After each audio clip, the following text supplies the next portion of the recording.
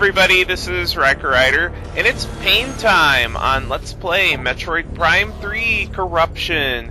We have disabled both of the shield generators, so now we can enter the Brio Leviathan Seed, where a very difficult and very annoying boss awaits us. It is so annoying that I have dragged my favorite and your favorite co-commentator back from the AWOL. Wait a second, you told me this was Super Mario Galaxy 2! Nah, I didn't need co-commentators for Super Mario Galaxy 2. True, unless they have another Stardust fight in there. Nope. Oh, well, actually, there is. Just I didn't fail at it this time. Yeah. Oh well. In any case, this is the Brio Leviathan Seed. All of the Leviathan Seeds that you will enter will look almost the same. Now, there is a friend voucher that you can get by immediately walking right back in your ship and saving. Well, of course. Well, of course. That's not how you get the friend voucher, though. One thing you may notice when you are walking across the seed to jump to the platforms is that there are a bunch of little bugs on the floor of the Brio Seed, and every Leviathan Seed. If you take the time to kill every single one of those things, you will get the Exterminator friend voucher. It takes a very long time to kill all of them, though, because there are over 100 of them down there. Yeah, no, thank you. You don't even need to get all the friend vouchers. By the way, I'm gonna say for the record, I have no idea what's going on in this. So I'm just staring at the thing, thinking, oh, okay, I'm just supposed to listen to Riker. So I'm probably gonna be a bit quieter than I usually am. That's not a problem, though. I had to get him out here at some point, right? And you guys love him that much. Yeah, apparently. By the way, this game's really good. You should get it. Well, like I said, when I first played Prime 1, I just kind of like played that one, and then it's like, I heard Prime 2, it's like, I don't know. You will love the controls, seriously. And then honestly, I never heard anything about Prime 3 until I started seeing videos of its existence. I'm like, wait, what? It's a third one? Yeah, the controls are awesome. Oh yeah, this guy. Remember all these golems that we had seen throughout Brio? Guess what? We have to fight one. I don't want to fight this guy. Can I go home? Yes, but that won't solve the issue. And then you won't get paid. Right, I do have to get paid. And you know, Samus is all about the bling bling. Yup. I mean, just look at that ship. It seems to change every single game. You do get a big arena to fight this guy against, and you're going to need it. Sam's like, oh, fuck, don't have to fight that thing. Don't tell me I have to fight that thing. See those 4 orbs that Mogenar is grabbing? You're going to hate those. Oh, is this that boss you told me I was being brought along to fight? I mean, watch. Yeah, this is Mogenar. He doesn't look like much, but he's one of the hardest bosses in the game relative to your current suit upgrades. And the first thing you do is actually scan his gun. You're actually scanning. Yeah, see those orbs that are the 3 orbs that are on his body? You need to shoot those. Yeah. Now, if you're fighting this guy on normal or veteran mode, you'll want to use a different strategy that's a lot faster. And however, your strategy, is to stall everything out. It's more energy efficient to do it that way on normal and veteran, but on Hypermode, everything is different. Yeah. On Hypermode difficulty, his vulnerable points stay open for less time, he has new attacks, his aim is better, and these shockwaves do a lot of damage. If you get hit by one of his shockwaves, it does 45 damage. Yeah. Those little hands that he shoots out, you'll want to back away from those and shoot them because they're one of your few sources of health in this fight. Yeah, it looks like you're trying to do that thing Scorpion does. Get over here! Ow! Ow. And this laser attack, he will only use this attack in Hypermode, and it hurts. Okay, when you shoot one of his orbs out, immediately go into Hypermode and start shooting it out. Because if you take too long, he'll grab a new orb from the side of the arena and he'll put it in where the old one was, undoing all of your hard work. When you eliminate one of his orbs, he will get a phase-on shielding on his legs, and it is very difficult to approach him close enough to be able to bomb his legs without taking damage yourself. So the best way to avoid taking damage here is to just go into Hypermode. Go in and out of Hypermode so you don't corrupt. Because if you corrupt while he's running around like this, that's a whole energy tank gone.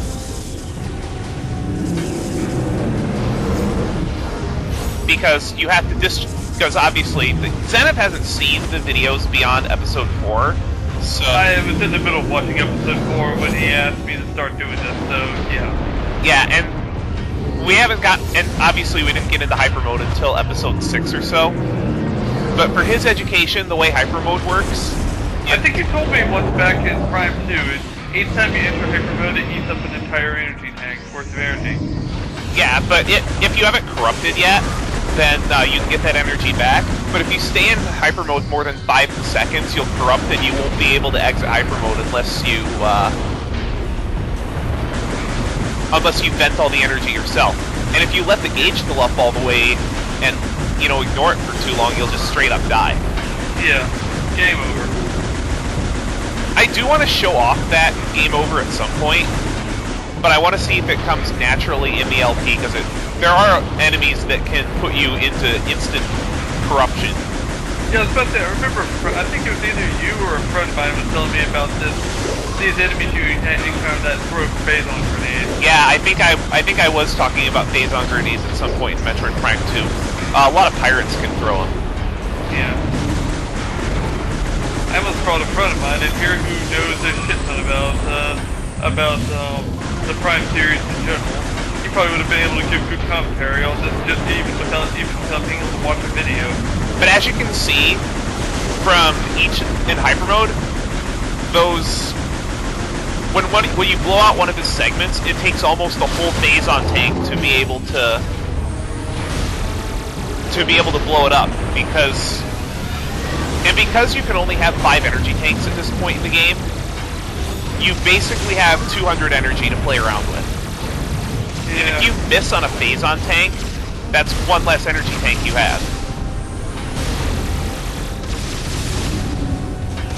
Well, it looks like you're able to exit Hypermode and re-enter it like right before you run out.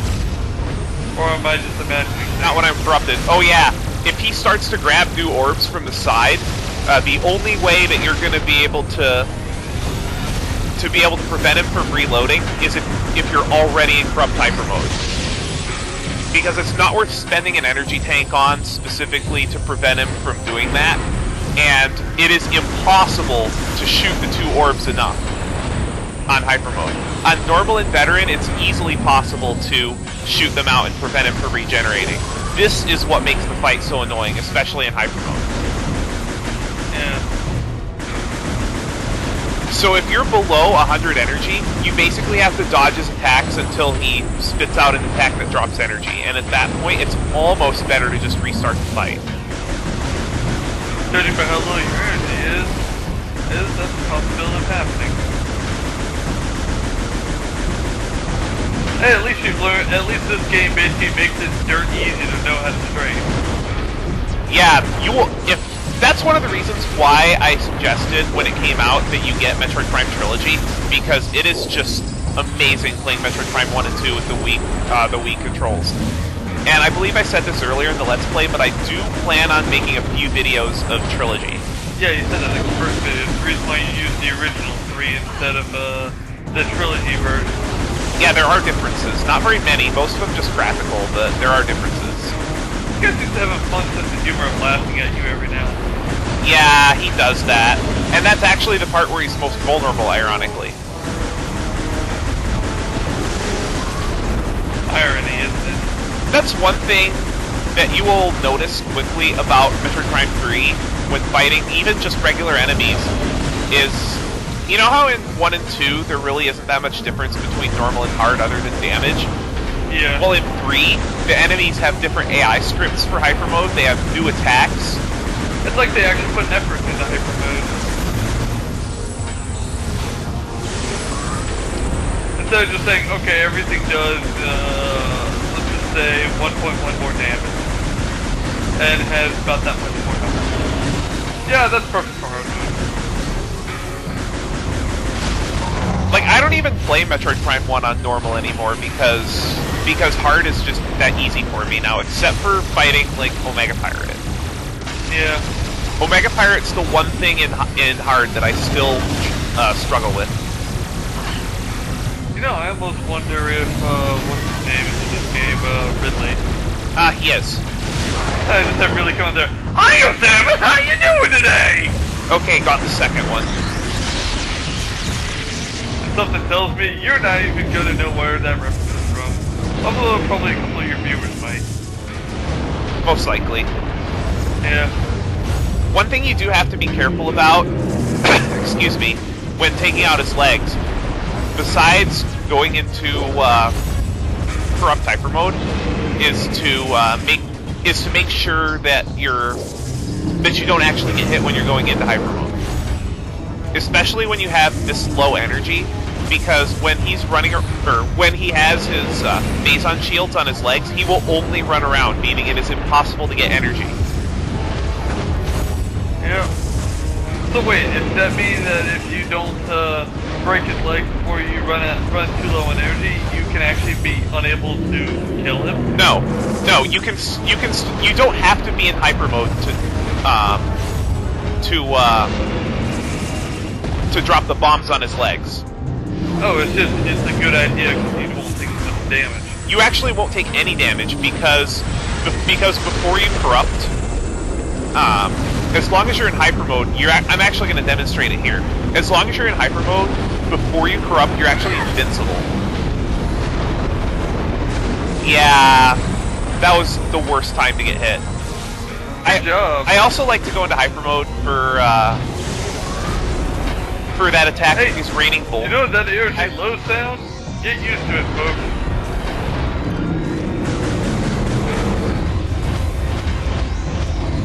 I think you said that in episode 3. Oh hey, there's one on his back.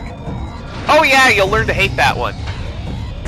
I'm guessing that's the last one you have to destroy.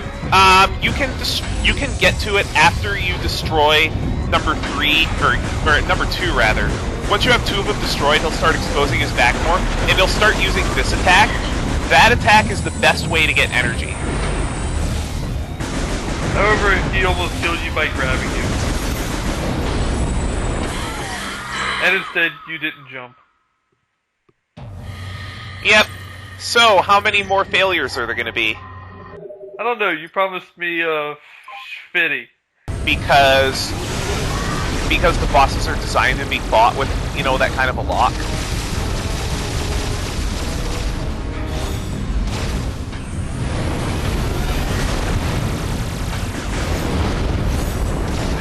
Yuck. Well, at least you got him down to half health again. Yeah, with a lot more health this time. I would say that those 2 orbs were pretty clean. Yeah. I mean, given how much damage his attacks do, I mean, his Shockwave does 45, he's got a handful of attacks that do 30. I thought his Shockwave did 55. 45. Which from? Oh wait, yeah. 99 to 54. Sure. We're actually not gonna have a boss this frustrating until almost the end of the game. Hiya, Samus! Where have you been all this time? My name's Ridley! Also ahead of time, I apologize, Diabetes. Don't kill me.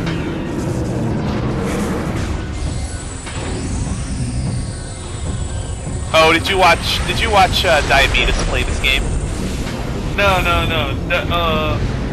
Actually, that was from watching Diabetes do a race for Super Metroid. And basically, Diabetes has this really funny voice he uses for Ridley, and that's very close to what the voice sounds like. As far as dodging his attack that rains boulders on the ground, 2 Hypermode activations should get you through it. You just need to count like 1, 1,000, 2, 1,000, 3, 1,000, up to 5 seconds. And that should give you a good idea of getting out of it right before you corrupt. To give you an idea of how much they buff the enemies for Hypermode, you know those Shriek Bats? Yeah. They take 2 hits to kill with Power Beam. 2 Power Beam shots. Wait, 2 regular Power Beam or 2 charged? Regular. Okay, because I was supposed to say, if it's charged, what the hell? But yeah, that's the only time when he charges at you is basically the only time you're able to get to the orb on the back, and that's definitely the hardest one to get to. You may have also noticed that if left alone, these orbs regenerate. Like, they slowly regenerate. That seems to be the running theme in Prime 3, things regenerate.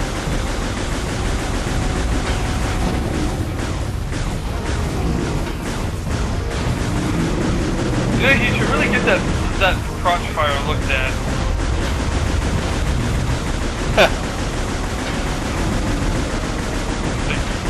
Where'd Savage go? Where's Savage? Oh, there he is. What are we gonna do next? Gonna walk very slowly, managing to... Yeah, that's good idea. Good idea, Mogenar. Punch the ground!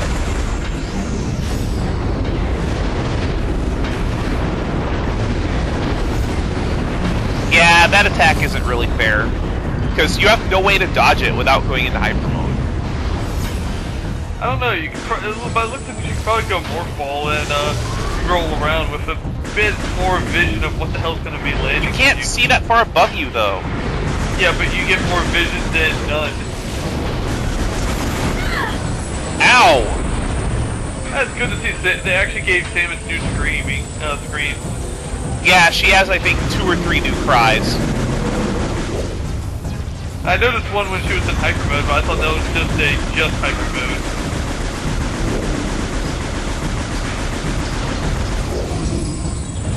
Mogenar tilting his back when he looks around can also make it very annoying to hit him.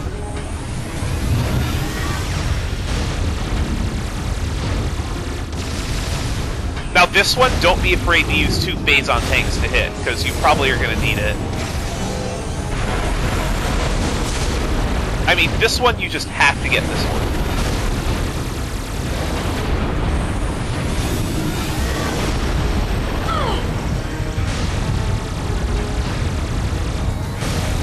Oh no, I'm too late.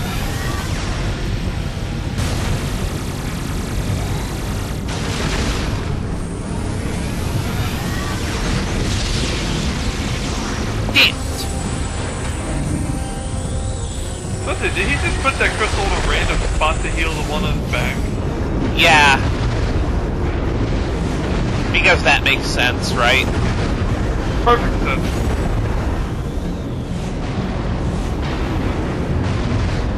That's not funny, Mogenar. I wonder though, could you actually use your hyper mode to shoot his crystals before they, go get damaged? Or is it you have to first power beam them down, then hyper beam? You can use hyper mode, but you don't have the energy to spare, that's the thing.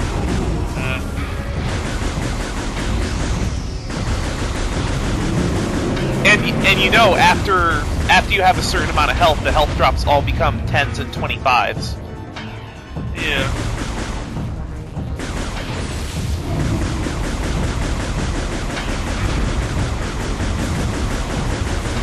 Oh yeah, if you're playing this for yourself, after about 3 or 4 failed attempts, you're gonna want to put your controller down and try again a couple hours later, because this fight will make your thumb sore.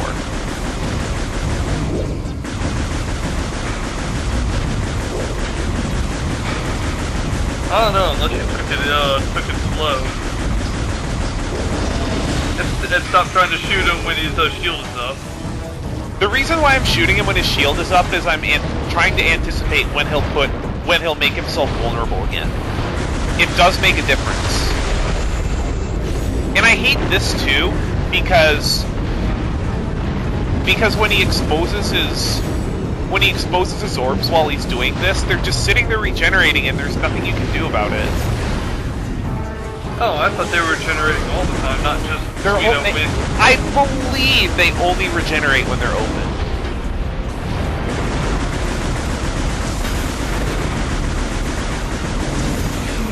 Don't quote me on it, but I think they only regenerate when they're open. Whoever that Quoted from Riker Writer. Whoever that guy is, I don't know his name. You might want to ask him that. Or I could. This person you wanted to put in here. Oh, Coda? Yeah. I could probably ask him.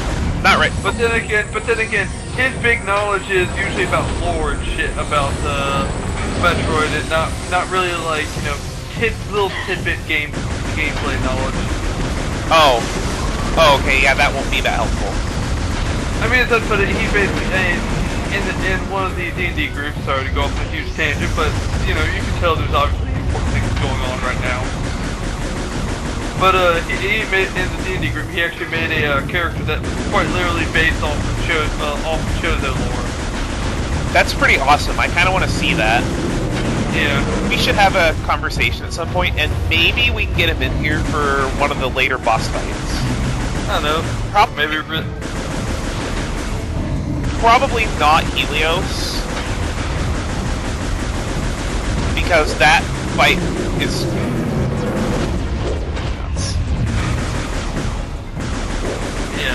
Yeah, that fight's kind of random.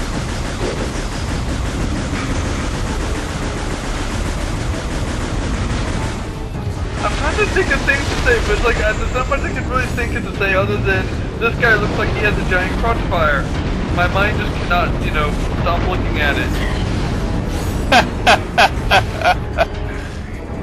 I wonder if that was intentional.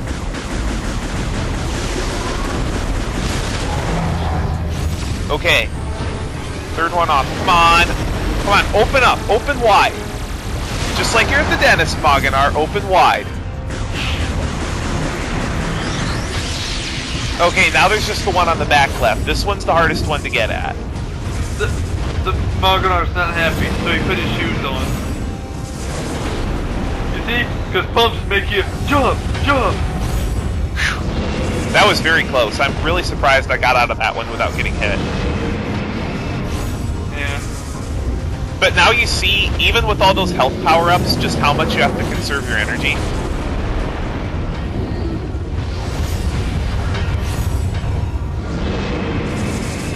Excuse me. The energy is a lot less of an issue. It looks like in the trilogies this would be a lot easier with that whole little, you know, swing the Wii stick to do a spring ball jump over the shockwave. You get it in this version too. Oh. Oh, it's just it's available for Prime 1 and 2 as well. Yes. Yeah, but in order to use the spring ball in Prime 1 and 2, you need bombs. Which actually makes sense. Yeah. Since, you know, they kind of removed almost all the sequence breaks from 1 and 2 anyway. Yeah. I think there's still a couple. Like, I think you can still get space jump as your first item. Oh, yeah. Speaking of sequence breaking, have you seen the crazy run that SDA has been working on for Metroid Prime?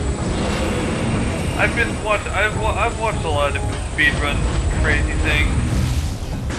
Last night I watched the guys who beat Super Metroid with the bosses in reverse order.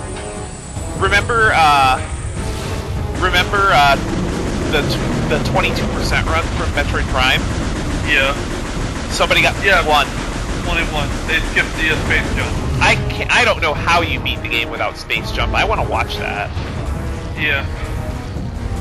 Also, the one I watched was actually pretty interesting because, as I put it for general boss order, let's see. He skipped the Bomb Guardian, he skipped the Spore Spawn by mothballing for early super missiles, and his first boss fight was against Crocomire. Oh, speaking of Spore Spawn, I don't know if I told you this, but in my latest Super Metroid playthrough, I actually did the Spore Spawn skip. Yeah. I know it's easy to do. I know it's easy to do, but like I actually mockballed. Yeah. So the weird thing is, there was one point when he mockballed without mockballing. Oh boy. I would like lots of help, please. Nope, you get a foot stomp. Oh, it's not bad. Yeah. I mean, like, if I remember the Joe Ball Sword he did was Crocomire, then Ridley, then the boss of Hogwarts. I can never remember his name. Dragon? Dragon, then Phantoon, and then, Braid. Go, go, go, go, go, go, go! Nope, I'm gonna turn my back to you!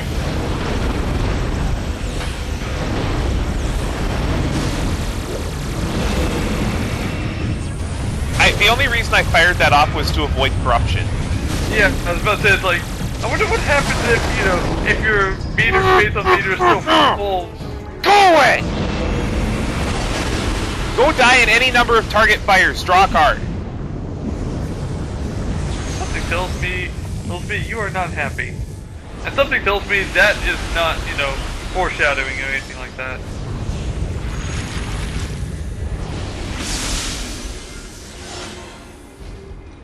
And now we get to see Samus being human.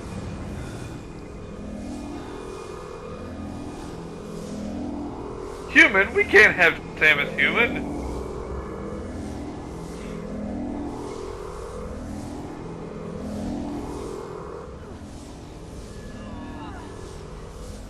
I mean, heck, I think there's still people out there that refuse to admit she's a female. Well, you can clearly see she's a woman and that she was a sick woman there. Yeah. Yeah, she was actually vomiting Phazon. That's not a good thing. Well, the thing is her body is self-generating Phazon. That's not a good thing. And by defeating Mogenar, whenever you defeat a seed boss, you get a Hypermode power-up. In this case, you get the Hyper Ball. This will let you, instead of laying bombs, this will let you do a Hypermode attack during Morph Ball mode. Ironically, this probably would have been kind of useful during this fight. Yes, it would have. I don't really care for the Hypermode attacks in this game. I mean, Hyper Ball is probably the most useful one.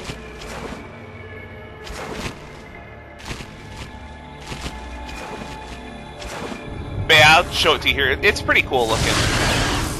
Yeah. I'm judging by the fact that you have a yellow meter. That means that, you know, you can corruption from it. No. No, you have... For that demonstration only, you have unlimited Phazon. Basically, that's what I kind of mean. But you can't corrupt. That's what I was basically saying. Okay. And now that Mogenar's out of the way, the Seed Guardian is exposed, and I think Samus looks really awesome when she's in Hyper Mode like this. And again, super mega awesome cutscene powers. Fuck you, physics.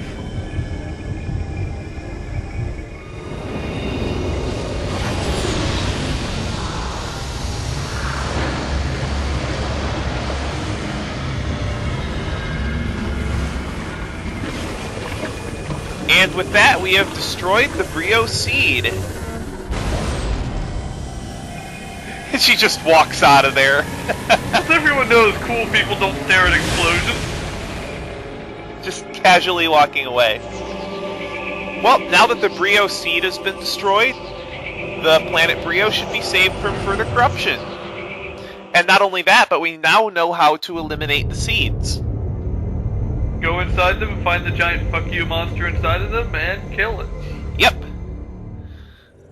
Now I kind of want to be quiet for this next part. Brio is now saved from further Phazon corruption. Thank you, Samus. Your next objective will be Elysia. Though Gore is stationed there, the Leviathan's Phazon contamination is still spreading. We're thinking about firing him. The impact point is hidden deep within the storm clouds of this planet. You will not be able to reach its location. Instead, you may land near an automated research facility floating high above the surface, where GF Aurora Unit 217 is stationed. Some people call him Unit Steve. 217 has been infected by the corruption virus and is currently offline. I have uploaded a program to your suit that will purge any traces of corruption in the AU and restore its functionality. Once Unit 217 has been restored, it will help us find a way to destroy the Leviathan. We are concerned about Gore ever since he lost contact with us. We hope he is safe. Good luck, Samus. By the way, if you see Gore, tell him he's... We're gonna need that. And that's about all the time we have for this episode, so I'm gonna leave you guys with a status report from our ship. Notice that we fired over 3,000 bullets during that fight. I noticed your hypermode usage suddenly went up by 52.